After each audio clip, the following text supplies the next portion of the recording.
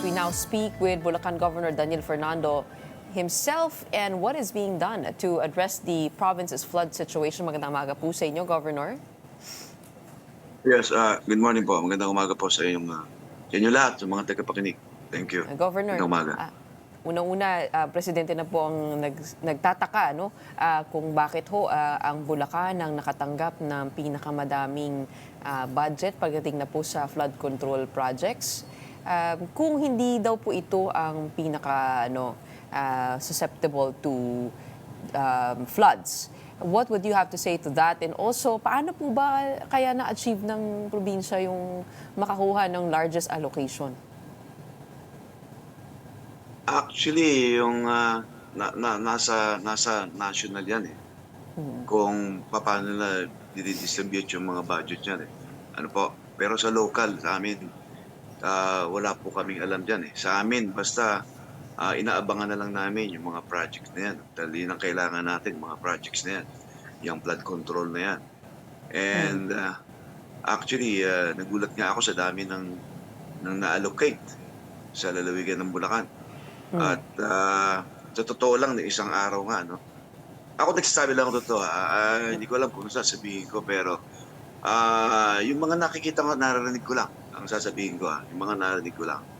At sa totoo lang, sila naman nakakaalam yan eh. But natutuwa nga ako dahil ngayon titingnan ng Pangulo yung mga nangyayari na yan. At dapat lang niyang imbestigahan yan. And doon sa zona, umatin ako eh. Yun ang hinihintay ko, yung flood control eh. Akala ko hindi na mababanggit, pero pag nanguli, binanggit niya. Kaya I'm so very happy nung napakinggan ko yung sinabi niya rin sa zona na yan regarding sa flood control. Nagulat ako, actually napakaraming palang flood control na naka-allocate sa amin. At yung isang araw ay may pinakita sa aking picture ng flood control, which is yung tagilid ng ilog, yung nilagyan nila ng flood control yung gilid ng kailugan natin doon sa may, I think dito sa may San Miguel. Ano po? Pinakita ng isang kapitan. At yung repropping nila. Putok-putok na eh. Grabe yung pagpuputok. Ang haba ng ginawa nila. Pero warak-warak. Yung bang putok talaga, ay walay na. Nasira po? Nasira? Dumating, ha? Nasira na po yung riprap? Yes, sira-sira talaga. Grabe. Kailan po na-complete itong project na ito? Tinanong ko yung kapitan. Sabi ko, Kap, kailan pa yan ginawa? Gob, kailan lang ito? Palagay ko po, magtatatlong taon lang ito eh. Pero sira na. Sira na agad. Sabi ng kapitan, palagay ko po, tinipid po ito. Ano pong klaseng riprapping po ang ginawa po nila doon? Oo, kasi pinataas na lang yung gilid. Parang di mag-erode, di ba? Parang di mag-erode. Yun eh. No erosion ang mangyayari dyan. Tinipid po in what way po kaya? Hindi ko alam sa kanya. Basta, siyempre siguro tinipid yung paggawa. Ba't dinabang ang semento? Hindi ba? Hindi natin alam eh. Kasi hindi naman ako contractor, hindi ako engineer. But siyempre, may alam din naman ako kahit konti. At alam naman natin yan, no? At itong napakaraming budget siguro na binabasa lalawigan ng Bulacan. Ako, I don't want to mention any names, ha? I don't want. Wala akong inaakusahan dito, but kailangan lang ito imbestigahan kasi ito yung kailangan namin. And actually, ma'am, itong nilatag naming mega dike, ano po, dito sa kahabaan ng ating mula Bataan hanggang Metro Manila, yung inapproval at ng NEDA, I heard, during the RTC meeting, ano po, ay ito yung inihain naming tatlong governor ng Bataan and Pampanga. And tatlong beses naming inahin ito, matagal na, last year pa. Ano po? At nung unang dalaw ng Pangulo, nung nakaraan taon, mga 3 years ago na, o 2 years ago, 3 years ago, 2 years ago, ay inihain natin tong mega dike na ito, which is the what we call the coastal road flood control. Ano po? Dahil alam namin this is a big help uh, para panlaban dito sa high tide, para di na pumasok ang high tide. Kasi a majority of our barangays of our towns are victims of the what we call the high tide. Ano po? Tama ho kayo, So, no? yun po. Actually, lagi po natin napapanood talaga ang Bulacan sa balita na nakalubog sa baha. Siyempre, pag titingnan po natin yung inyong geography, lalabas lang natin yung hazard map, no? Pwede po nating ipakita yung hazard map. Yung mga towns ng Hagonoy, Malolos, Paumbong, ito po yung nasa Delta, malapit po sa may Manila Bay. I don't know if we can pull that map up. Is it possible? Pero ito, can you describe ito pong lawak ng problema ng Bulacan pagdating po sa pagbaha? Well- Ito po ba ay nakasenter lang doon sa mga nabanggit ko, Hagonoy, Paumbong, Kalumpit, Bulacan, Obando, and mostly because of it is a low-lying area at malapit po siya sa Manila Bay na nag-overflow? Well, ma'am, yung Hagunoy and Kalumpit is a catch basin, ano po, na nanggagaling sa Pampanga River, sa Pampanga. Yan po yan. Talagang itong Kalumpit Hagunoy na ito, talagang catch basin na to pagka talagang uulan na ng malakas. Hinihintay natin yung pagbaba ng tubig galing sa Pampanga. At asahan naman natin yung pagbaha dyan talaga. Kaya nga ngayon, nakaabang na rin ang paggawa nitong ginagawa itong Pampanga River. Ano po, Pampanga River Basin ito Ano po. So, actually, hindi lang po yan. At ako po ay tumanda na sa Bulacan, doon sa lugar namin. Yung Giginto, it's a biktima na rin po. Ano po, biktima na rin. Na dati namang hindi. Ito Yung ho, Balagtas. nakikita po natin yung mapa. Oo, nakikita niyo ho ba sa screen natin? Opo, Oo. nakita ko. So, yung mga problema nandito lang po sa kaliwa. Yung kasi ang talagang hindi talaga inaanihan, tinatamaan ng gusto yan, yung hindi ko kasi masyado makita yung mapa mo. So, nakikita ko lang yung kulay. Yun So, nga ganito, po yung no? nasa...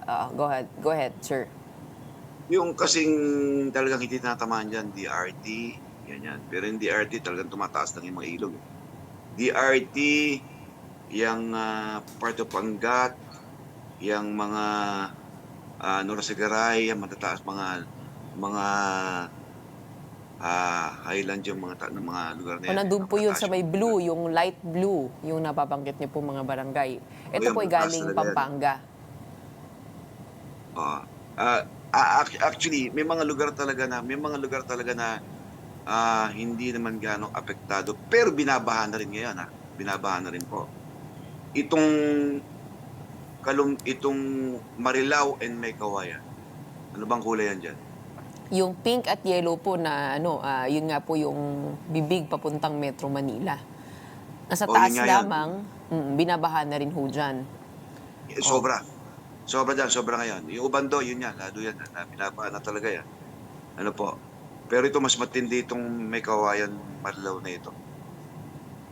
At itong Balagtas po kawe, apektado na rin po.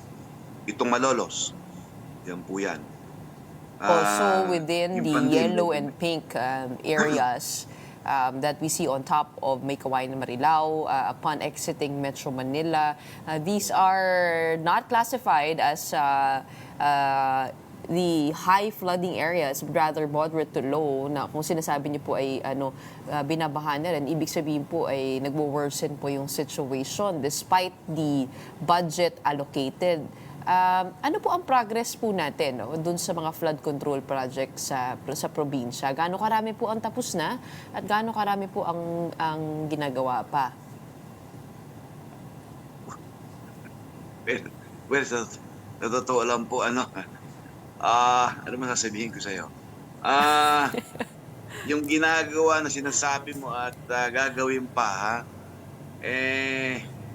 sa totoo lang, hindi naman ako nag-ocular inspection dyan Meron silang taga-ocular inspection dyan, sila rin yata yun Ano po? Pag sinabi niyo dinig pong ko, sila, sino pong sila? Sino pong sila? Hindi ko alam, dinig ko lang yan Sila yung mga DPWH, sila yan Sila nag-ano yan visitation yan kung may nagawa na o paano. But kami, ano, sa totoo lang, tinitingnan ko talaga yung mga nagagawa at nire-report mga kapitan sa akin. Katulad nga nitong nireport itong isang kapitan, itong reprapping na ginawa dito, sinabi niya, I think San Miguel ito talagang giba na talaga. Giba na talaga. Sa totoo lang. And isa nga dito, di ba yung desilting ng mga ilog is a part of flood control, di ba? Yung dredging ng mga kailugan. Yes. Itong may kawayan, actually kung babudgetan nila ito talaga, madidisilt nila ito, magiging malinis na ito. At talagang lalalim ang ilog nito kasi karamihan po ng ating mga mga minor rivers natin talagang mababaw na. Ibig sabihin ng mababaw, marami na sa ilalim, mga tambak na hindi naman talaga naasikaso. Sa totoo lamang, ano po, kami nga ang provincial government, kami talaga ang pupursige niyan, ano po, na mag-desilt sa mga minor rivers. And ngayon nga meron akong talagang kinausap na tao na itong TCSC para makapag-desilt naman sa major rivers. Ano po, sa major rivers. So yan yun. Kasi yun ang isa sa mga nakikita kong solusyon pagdating dito sa pagkontrol dito sa baha. Ano po? So yun yun. Actually, wala kasi ito narinig ko lang sinasabi nila na tingin daw na baka may ghost project, something like that. Sabi ko gano'n. Sabi ko, ako wala akong minimension na pangalan na nakikinig lang ako sa mga usap-usapan ng mga tao. Usap-usapan ng mga tao. Pero sa nakita ko nung kagabi, pinapanood ko nga yung nilabas ng Pangulo. So nagulat nga ako, sabi ko, dami pala dito sa lalawigan ng Bulacan. Grabe. Sabi ko, ano nangyari? Saan dinala? Ano nangyari dito? Hindi po Sabi ko, ba bakit ganito? Hindi po ba, Yusuf, as provincial government, kayo rin po ang nagre-request ng... Hindi po. Wala, hindi po. ng Yan po ay budget? naka-allocated sa, unang-una sa congressman. Ano po? Sa DPWH. Yan Sa kanila yan Hindi po sa LGUs yan. Hindi po yan. Hindi po binababa sa amin yan. Binababa po lang kasi na gumagawa niyan. At Pero ito hindi po kayo ay, nagre-request? Hindi po kayo nagre-request on your end? actually, may mga request po kami. Binababa namin yan.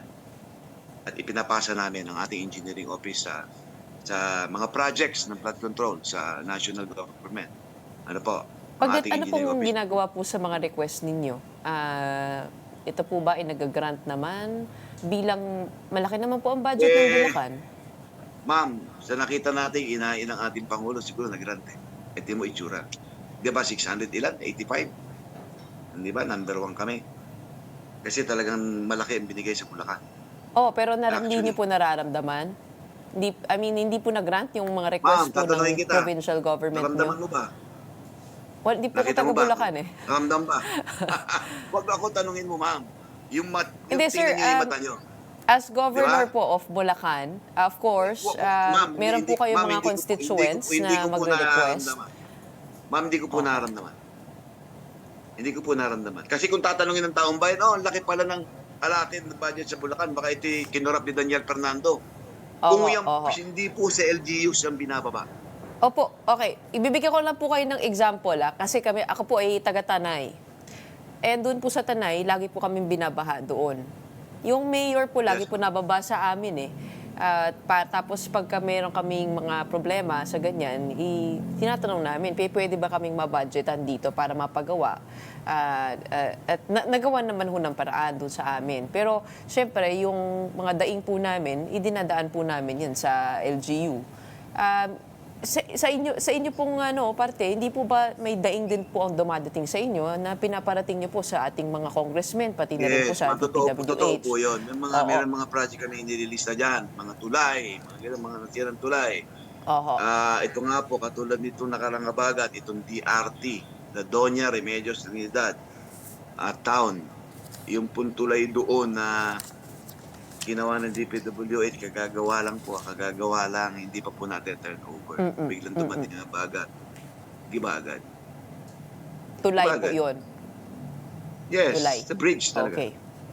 Oho. Giba agad. Ma'am, nakita ko may nagawa pero ma'am, yung mga tuloyan, nakita ko yung tuloy na yan, ginawa. Pero giba agad. Ayan. Pero siyempre ma'am, sa totoo lang, gusto ko pong magpakatotoo dito. Pero sa laki po ng budget na yan, sa totoo lamang, hindi ko po alam kung ano nangyayari. Kagabi, kahapon, nandun ako sa usap-usapan ng mga tao. Ano po, na narinig ko, meron daw baka daw yung mga ghost project dyan. Ano po, na hindi naman na ibibigay at hindi naman nagagawa. Ano po. Oo. So, yan po yan. At ako talaga, sa totoo lang, gusto kong maiyak kagabi. Di ko habang pinapanood ko yung ano ng Pangulo, ninanamnam ko yung usap-usapang ko ng mga tao. Ano? Ninanamnam ko eh. Sabi ko, wow, this is terrible.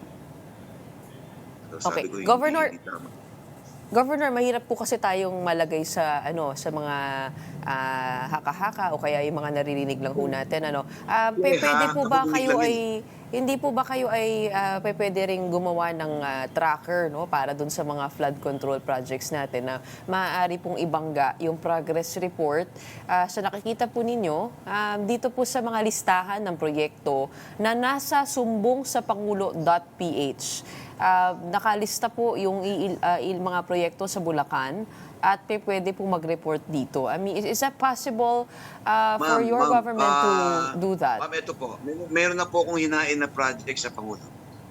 Itong Megadike, itong Coastal Road Flood Control. Ito po yung panlaban natin sa ito po yan. Kasi ito talaga yung project na kailangan na lalawigan ng Bulacan. Hindi po ito pansamantala lang. This is a long-term solution. Ito po yung, actually tatlo po kaming governor ang author dito. Ano po, the Pampanga and the Bataan. Ito po ilalatag mula Bataan hanggang Metro Manila o hanggang Cavite. Ano po, this is a very productive projects, ano po, na talagang mapapakinabangan natin. And bukod doon, sa totoo lamang po, natutuwa nga ako ginagawa ngayon. May ginagawa ngayon yung Bayabas Dam doon sa upstream. Ano po, sa upstream. Ngayon, naglatag po ulit ako ng kahilingan sa NIA na dagdagan ang dam sa taas ng Kabundukan. Kasi para sapuhin yung mga tubig sa taas. Ano po, mga tubig sa taas. Na hindi nabababa dito ng tuluyan dito sa ating hindi makaka-apekto pa ng baha dito sa kapatagan. Para itong mga dams natin ay hindi naman masyadong mapuno. Ano po? Kung magkaroon man ng tubig to yung mga local waters na lang na hindi nasasapon ng mga dam. Yan po yan. Pero hindi makaka-apekto ng baha. Yan po yan. At bukod dyan, siyempre, yung desilting. Ano po? Yung serious desilting. Ano po? Sa ating ating mga major and minor rivers. Kaya nga humingi na rin ako ng tulong kay CTCSC, kay San Miguel. Kausap ko na, Sir Monang, tungkol dyan. Kasi hindi po kaya ng budget namin. Hindi po kaya ng budget namin. Ano po? Kasi napakaliit lang ng budget ng Kapitolyo. Napakaliit lamang. Kung ito ay gagawin natin flood control, hindi po aabot. Magsasaper yung buong Kapitolyo. Ano po? Magsasaper. May paswelduhin tayo. Di ba? Meron tayo pagawaing kalsada. Yung mga kalsada sa amin yan eh. Paano matitino yung kalsada natin? Nakikita niyo yung picture na yan. No? Paano titino ang kalsada natin kung lagi may baha? Lagi po tayo mag-allocate ng budget dyan. Sa totoo lang. Okay, Governor, bilang po ang Bulacan ay nakatanggap po ng 12 billion in infrastructure budget at 2.99 billion po doon ay mapupunta po sa flood control. Hindi po ba posibleng mag-request sa congressman po ninyo para kayo po ay mabigyan nitong ma-download lang nitong mga budget na ito at masiguro lang na malagay po ito sa tamang proyekto dahil meron naman hong budget. Bakit po kailangan pang pumunta sa iba? Ma'am, like I've said, sa kanila po naka-allocate siya. Sila po talaga ang inaano ng DPWH dyan. Wala po sa amin yan. Oo. Sa totoo lamang, hindi po nila binababa sa amin. Ano po? Hindi po yan. Sila po talaga naka-assign dyan. Sa kanila po naka-assign po talaga yan. Ano po, yung Okay. malalaking budget. Pero Yan. posible ho na magkaroon ng progress reporting from your end para po tayo po ay magkaroon ng proper oversight no sa mga kinakailangan sa mga progress po nitong mga ginagawa pang flood control project. Ma'am, yun na nga, pinapa-assess ko ngayon sa ating engineering office kung ano yung mga nagawa na, lalo ba nangyari. And actually, sa totoo lang, aalamin ko pong mabuti kasi ang alam ko lang kung ano yung request namin. Pero hindi ko alam kung ano pa yung gagawin nila Mm-mm. na nakalaan sa Bulacan. Yung sa amin, ma-assess ko, alamin ko, nagawa na ba to? Na-budget na ba to? Hindi po ba? Pero, yung other projects, hindi ko po alam kung ano yung naka-align pa sa kanila, yung sa DPWH. Kasi walay po yun eh. Yung request ng local at saka yung sa DPWH assessment. Yan po yan. Inakaiwalay po yan. Okay. Kayo So, po ay i-assess ko nakipag-coordinate muna na ho lahat ba? yan. Oo. Ano Kayo po? po ay nakipag-coordinate na ho ba sa DPWH para sa listahan ng mga proyekto? Ma'am, lagi ko pong pinapalo po engineering namin at yan po yan at inaalam po namin at ngayon inaalam po ngayon ano ba yung nagawa na, ilan na ba yung nagawa na, Oo. ano po, ano ba yung nagawa na. Ito nga, itong DRT nga na tulad, ginagawa nga, di ba? At ita-turn over na. Okay. May turn over na eh. Oo. Kaya lang, nung bago i-turn over, yun na nga, buti na lang, nung nagbaha. So, nakita natin yung gawa. Di ba? Natula, nagbagsak ka. Tama ho. Wala. Kasi galing lang ho sa inyo yan. Kung yung progress report po na actual, kayo po ang best na makakaalam. Yes, Lalo-lalo ma'am. na, kung ano yung nag-work at hindi, sana po makatulong tayo sa presidente Yes, ma'am. pagdating Yes. sa Yun pagdodocument yung nga po po ginagawa ko nun. ngayon. Bukod dun, ma'am, yung nilalatag namin talagang project na talagang makakatulong. Ano po, makakatulong. Kasi kami po nakakakita niyan eh. Kami po nakapag-a-assist niyan sa LGUs. Maliban na lang po yung assessment ng DPWH. Hindi ko alam kung ano yung assessment nila. Maliban na lang siya Kayo amin. ho ba ay bukas sa investigasyon kung sakasakali dahil number one nga po kayo na nakatanggap ng budget dito sa flood control.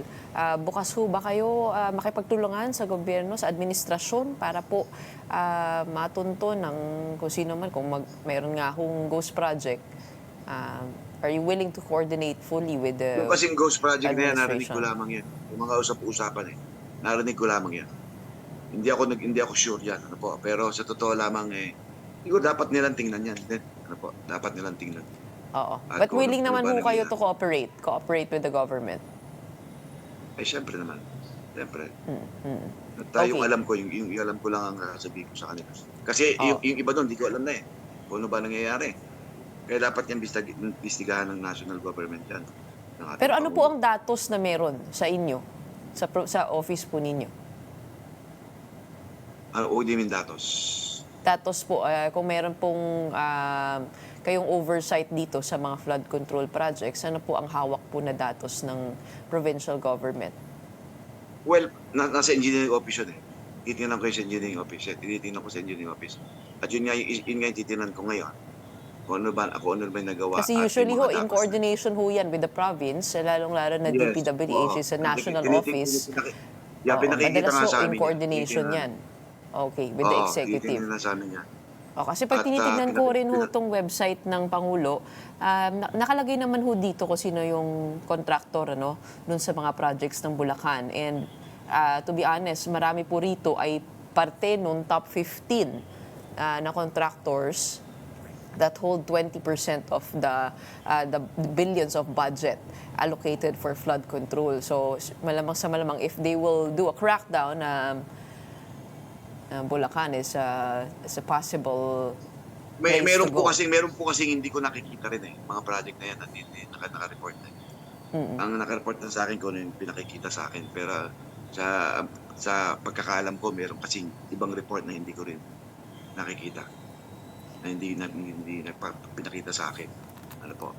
Yan po yan. Hindi ba nga, like I've said nga, nasa kanila yung budget po yan. Ano po? Oo, Sa okay. congressman, I think, I don't know kung yun nga, nasa DPWH, sila talaga may hawak yan. Sila talaga may hawak yan. Okay. Okay. Maraming salamat ho Yung malalaking sa pagbabago inyong na yan, feedback po dyan. malalaking Of course, ito po ay ongoing probe, no? Again, even the President was very careful to say na itong mga contractor na pinakita po niya ay wala naman po accusation sa kanila. Kasi kailangan po, ito po ay proven, no? So, innocent till proven guilty na bago po tayo magbigay ng mga paratang. Yes. It's very good to be based on facts and numbers. Kaya, yun nga po ang sabi ko, if possible, to document po yung mga progress report, kahit with photos and everything else, para tayo po ay hindi basta-basta, no, mag-akusa. Lalong-lalo na kayo ho ay parang na-involve din po sa isang accusation po ng isang Francisco Balagtas noon. O di po ba sa isang flood control project din? Francisco Balagtas. Ano po yun? Actually, yung flood control na yan, ang mga flood control po kasi, ma'am, hindi po talaga din napapasa namin yun. Malalaki na yan. Wala pa. Ang budget po namin, ma'am, ay nakalala sa kalsada. Ano, yan sa mga eskwelahan, multipurpose, gyms, yan po yan. Yung tinatawag niyong flood control na kami ang gagawa, actually, napakaliit po yan. Hindi po kami, actually, ako po talagang nasasaktan sa mga nangyayari. Ano po? Dahil sa laki pala ng budget ng Bulacan. Pero sabi ko po sa inyo, hindi po binabasa sa LGU yan. Nasa kanila po yan. DPWH po yan ang may hawak yan. Yung sinasabi niyong Francisco Balagtas, iba pong kaso yun. Hindi po yun actually dun sa malalaking mga project na yan. At kailanman, totoo lang, yung ginagawa po naming mga flood control na yan, ma'am, ay yung po yung mga maliliit na talagang ginagawa po namin. Ano po? At sa mga major rivers lang po namin, yung minor rivers lang po namin yung maliliit. Yan po yan. Okay. Kung nag-allocate po kami ng ganung request po ng kapitan yon sa amin, yan, gagawin ko ng paraan yun. Yan po yan. Kamukha doon sa Marilao. Ano po? Nagguho po yun. Nag-desert yung nag-erode. Yung sa may Lambakin po, kung hindi po ako nagkakamali, Lumadigato. Nag-erode po yun noong nakaraang taon. Ano po, yung gilid ng ilog na talagang maapektuhan yung mga residente. Lumapit po sa amin.